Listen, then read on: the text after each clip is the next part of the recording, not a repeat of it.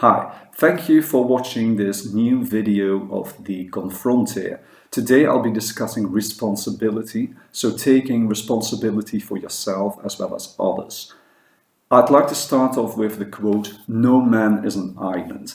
Now, you might have heard this quote sometime before, you might have read it, and it's basically about your position as compared to others, as well as the rights, but also duties, more or less, morally speaking, this brings to you. It's important that you realize that when I say man, I of course mean this very generally speaking, as in man, the species, man, Homo sapiens, man, humans in general. I do not mean it as a gender or as a biological sex. So if you identify as a woman, a boy, a girl, a non-binary person, or whatever you prefer, of course you can read it as such, or just consider yourself part of the human species, which you presumably are. If not, you're welcome to watch anyway. I'm delighted to have a non-human watcher then. Well, moving on. No man is an island. Basically, it amounts to this. You, as a person, are part of a greater society, and you are part of a greater web of interconnected persons. You do not exist on your own. You do not exist without others. This even applies to people who live like a hermit, because even if you live on your own, if you're totally isolated, there are still other ways in which you are connected to people. Unless you really live on your own, but in that case you probably won't be watching this video because you wouldn't have an internet or other ways of actually seeing me and hearing me say this.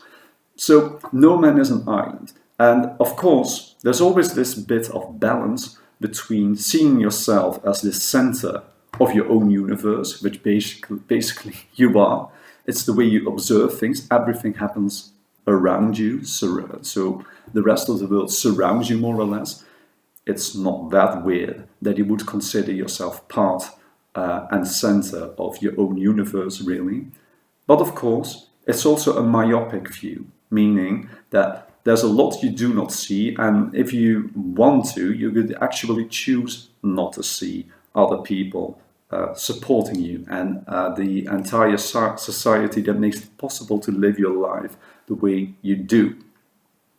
Something that I think a lot of people like to forget, and for reasons that are mostly egotistical, I suppose, or perhaps, if I'm being charitable, ignorant, is that being a successful person, being respectable, being an admirable person, which I suppose many of us actually would like to be, also means that you take into account that you have a duty, in fact several duties, to other people surrounding you. I'd like to delve into that as I continue this video. First and foremost, perhaps, I'd like to say this. A small person considers themselves great, whereas a great person considers themselves small. What do I mean by that? It basically means that this.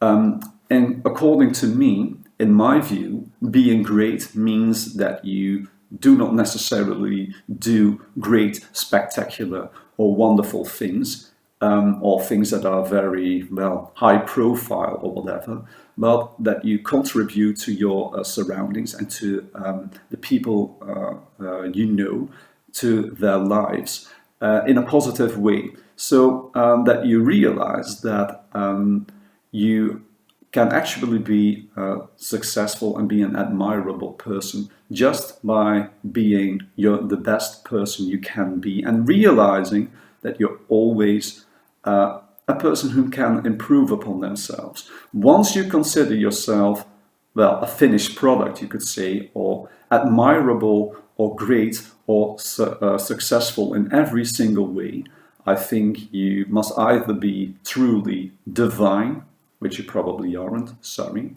or that you have a limited understanding of who you are. No one is perfect, yet quite a few people, I'd say, far too many, consider themselves perhaps not perfect, but certainly too good for their own good, and thus too good for other people's good. Now, when you are a truly great person, I think it's vital, really. It's essential that you realize that you're only small in the entire scope of being. So that also means that it brings a responsibility. If you realize you're only a small individual in a greater web, being the kind of person that actually contributes something to that total web of people you're interconnected with, and that total web of society means that you need to contribute. You also realize that what you contribute tends to be something small. So how do you do that? Things that you could do, and well, use your imagination here. Basically, everything that amounts to bettering other people's position, helping other people, and doing so in a constructive way counts. So, for example, if you work at a job that involves you helping other people further in life, you're doing very much to be a great person in a small way. If you are a person who does voluntary work or who cares for other people in need, you're certainly contributing to that. In total, you might be a small person in the whole web, but the things that you do and their run-on effects, their snowballing effects, even if you're lucky. Let's not consider that the norm, but mostly something you can achieve if you're lucky and if you work hard enough.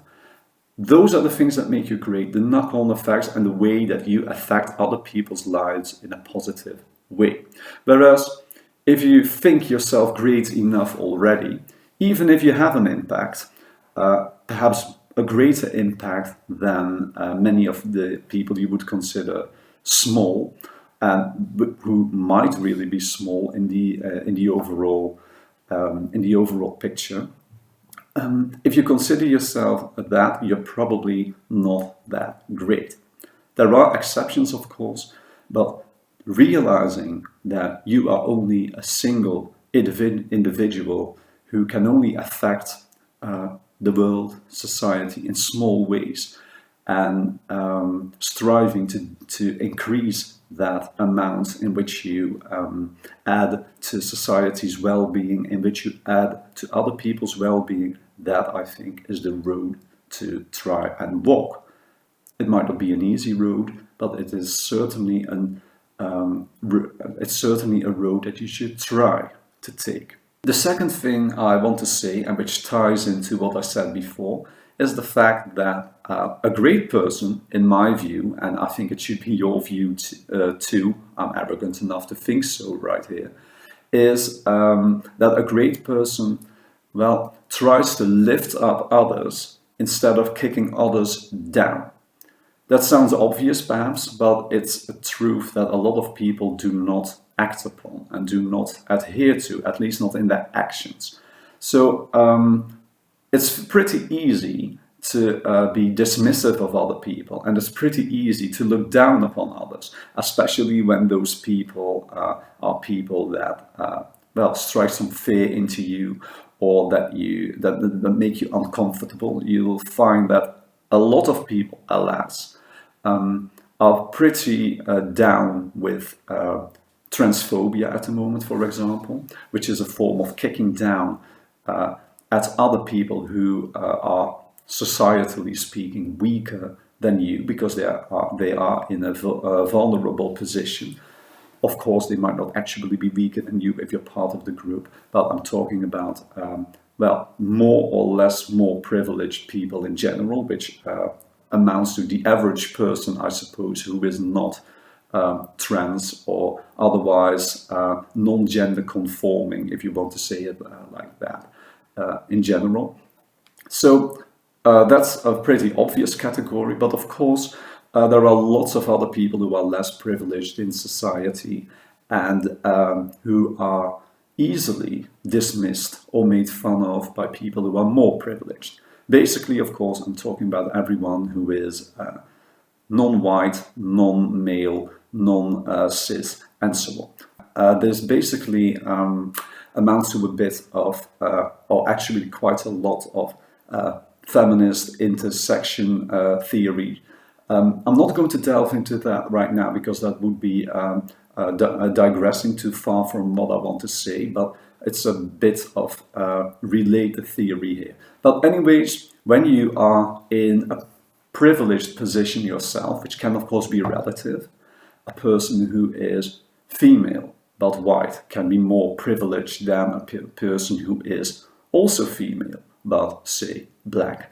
When you're in a position then that you're more privileged than another person, it can be easy to kick down. It's easy to make fun of people who are less privileged than you are, who are therefore, societally speaking, weaker than you, and making fun of those, especially for their less privileged position, is, well, it's not a good look. You're not covering yourself in glory if you do that. Now, the best thing you can do, I think, is to try and avoid doing such things in general, and also not to encourage others to do so, to refrain from it. Even better, of course, is calling out others when they actually engage in it. Of course, this can be difficult.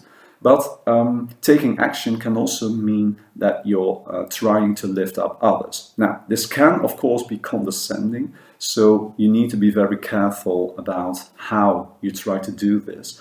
And therefore, I think the best thing to do first is just to try to take small actions here, and basically just look at your own surroundings first. So, kicking down at other people, like I said, it's not a good look. Try to make yourself a better person, and one of the things that makes you a better person is trying to help others, or at least respecting them, taking their cares, taking their needs into account, and reflecting on yourself. Do not think other people can just be, put down, especially when those people are people that are in a less privileged position, as I said already. An important point, I think. Try to lift up others, do not kick down. Part of this problem is the fact that basically society as it is, the status quo, favors those who are in power. So those who are indeed privileged or in a position of having more power than others. Now, I think it's really important, and I cannot emphasize this enough, that in my view at least, the present is always a future in progress. So you might think we've reached the end point. It's pretty normal to think so, perhaps, because we can look back in a limited way, but looking to the future, looking towards the future is quite more difficult, and it can be difficult to see the shackles that you're in when you're so used to them that you consider them obvious. But basically, in any single instance, we're really working towards a future. Now, this future can, of course, be a positive future. That's subjective, of course, but let's not delve too much into the subtleties of that. It can also be a negative future, or it could be neutral, and most likely it will be a future that consists of things that are negative compared to today, as well as positive compared to today, because there are all sorts of different movements. I do think we live in a time where there is a lot to worry about, both society-wise and globally, of course, environmentally and so on.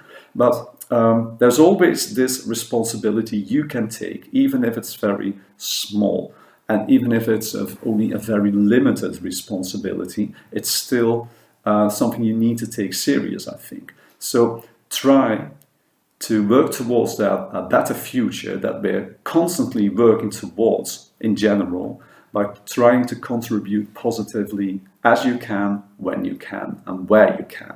That doesn't need to take the form of, well, donating money or things like that. It can take that form, of course, but it's mostly in actions. As I've said in another video, they'll know that because you'll show that. So what I mean by that is you need to do things, you need to show things, you need to act rather than just talk, or basically engage in what we might call slacktivism, saying you support a cause without actually doing something to further that cause yourself. I won't be telling you how to do that. There are many forms of that, but try to contribute to what you consider important in ways that you can. By the way, if you think that what's important involves, well, kicking down others and making things difficult for others, better not to take that responsibility for that at all. In the sense of acting on it, please don't. Try to be a better person. Try to be a person who actually helps others better their own lives. Other ways to work on the future, please let them be. Thank you. I'd like to put it this way. The present is the unchiseled future. And what I mean by that is that we are chipping away the parts of our present that need to be chipped away in order to create the future. And of course, what you chip away and what statue or other work of art you would create that way, well, there are many ways to reach a certain end stage, if there's an end stage at all. And it means there is quite a lot we can actually do to try and shape that future that needs to be chiseled according to our own preferences and according to our own principles. This also applies to yourself. You and your present self are also the unchiseled form of your future self. So consider yourself a work, perhaps even a work of art, in progress at any time. So there might be many things you dislike yourself doing. There might be many things you disapprove of. Those can, of course, be related to lifestyle. Those can be related to how you think and how you act and so on. But you, at this present moment, are unlikely to be your end stage. This might, of course, be especially true when you're still a young person. If you're older, you have a more firm past, of course, and your future will also be shaped by that past and by your present self. Sorry, but at the same time, you still have some future that you can chisel and that you can work towards. And when you see yourself as this, a work in progress, it relieves some of the burden you might feel about not being the type of person, not being the individual that you want to be, because you realize that you can actually work on that and that you do not have to be perfect in the present as long as you're working towards being a better version of yourself. And it can also give you a goal. So I'd advise you, if you're not happy about yourself, and especially if you're not happy about the way you act and the way you think, that you give yourself a number of goals. So think of things that you want to improve about yourself. And given the scope of this video, I'd emphasize the fact that are to do with your personality, or at least your actions derived from your personality traits here. But they can, of course, be different goals too, like losing weight or getting more muscled or whatever. But anyways, give yourself those goals and realize that even if they seem difficult to attain right now, you can still work towards that future self that is a better chiseled version of the way you are now. You might not reach that ideal stage of perfection that you might be striving for, but you can get quite some way into improving yourself, even if it's only in little steps and even if it takes a lot of time. With this in mind, I think it's important to point out that any victory you make, any victory you achieve, on yourself, any progress you make in becoming a better person, in becoming a more respectable person, a more admirable person, a more likable person, really, are things you can value and cherish. And they're all worth a lot, even if it's only a small step. Imagine this: being seen as a very unpleasant individual in your general surroundings, being egotistical, being considered mean, whatever. That's not a position you want to be in my opinion. I might be soft, but still, that's the way I think, the way I hope you think too. Even if you only improve upon that a little, you have already achieved something worth your self-respect, really. Just, and this might sound mean and perhaps sound a bit, well, you never know, depressing to some people. Never assume that you've reached your perfect position yet. There are always ways to improve upon yourself. And the thing is that improving yourself takes some time, it takes some effort, and actually trying to achieve that, taking that effort, taking that time, and working towards it is also worth something. Now, I said that even small steps are worth a lot, and they are. But I do want to place this caveat here, namely this. I think it's better to aim high and fail than not to aim at all. So suppose you set yourself the very difficult goal of becoming a much better person when you are quite a despicable one. That's a bit of an extreme case, but I think it helps emphasize what I mean.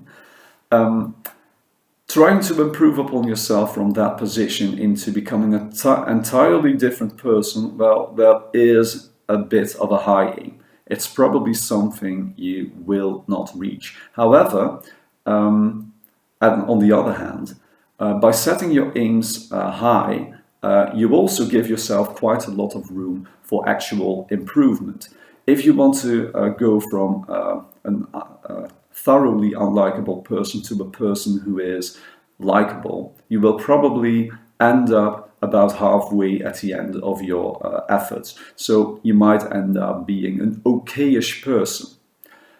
That might not sound very well uplifting or great or whatever, but realize that when you actually reach that position, you have already improved upon yourself and you have achieved quite a lot, and there is quite a lot too that you can be proud of already at that stage, and that you might be proud of at the end of your life, because you have already made improvements. And suppose the other way around, that you only strove to become a decent person. That means you've set your aim quite low, and that also means that your efforts and your strength to get there will probably be more limited than when you set your aims high.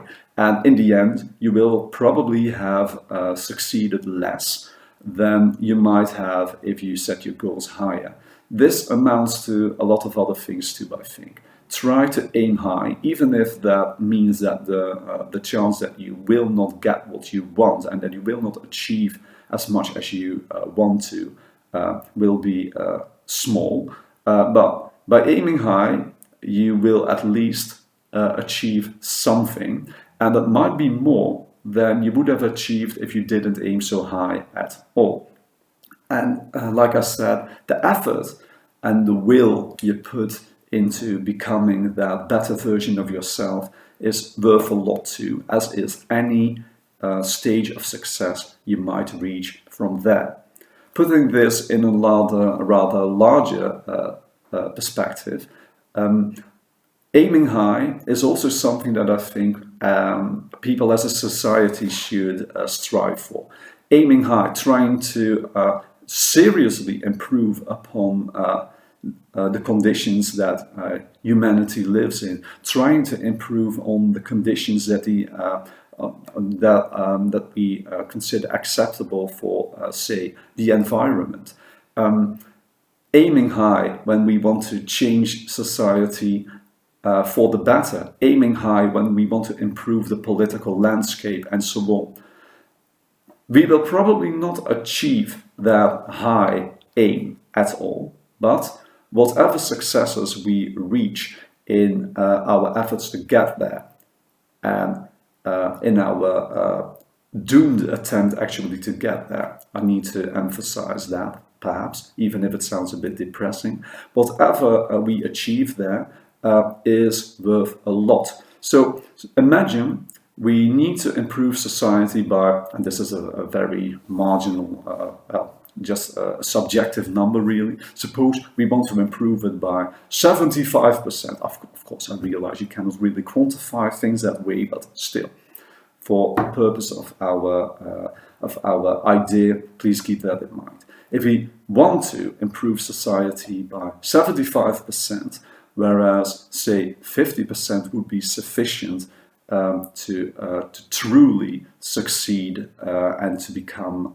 a better society for many people to live in, or for most people, or even all people to live in, we will probably not reach that 75%. But if we do reach that 50%, we've already achieved basically a lot that we can be proud of. And suppose the other way around, that we think society needs to be improved by 50%, we will probably aim for that and reach less. So say 30%, 40% if we're lucky. In that situation, we will actually not have reached enough. We will not have achieved enough because we didn't set our aims high enough. So when talking about responsibility for bettering yourself and others, and hopefully the world around you, aim high, because then the chance that you actually reach a success, that you achieve a success that is worthwhile and that actually amounts to something, will be substantially higher than when you aim low, even if you have to keep in mind that small steps are the way to get to big leaps. So, in conclusion, my plain and sane message of today is take responsibility. Take responsibility for your own growth. Take responsibility for the growth of your surroundings, both in terms of individual people you know and your society as a whole. Realize that kicking down is something you should avoid. Try to lift others up instead of putting them down, kicking them down. If you want to be a good and preferably a great person, realize that you are just a small individual, but you can still better the conditions of other people around you, both directly around you and to society as a whole. And tying into all of that, you are the unchiseled version of your future self. Try to improve yourself so you can be a better person in the end, but realize that you need to set your aims high and that you will probably not achieve everything you want to be and everything you want to reach, but that any gains you make are worth it, and that any effort and time you put into seriously improving yourself as a person are also worth the effort and the time they take, and that they're also something you can be proud of. Now, if you enjoyed watching this video, you can of course subscribe to me. I would enjoy that. And if you think other people might need, enjoy, or value this video, don't hesitate to share it with other people. Thank you for watching, and I hope you'll be watching again. Bye.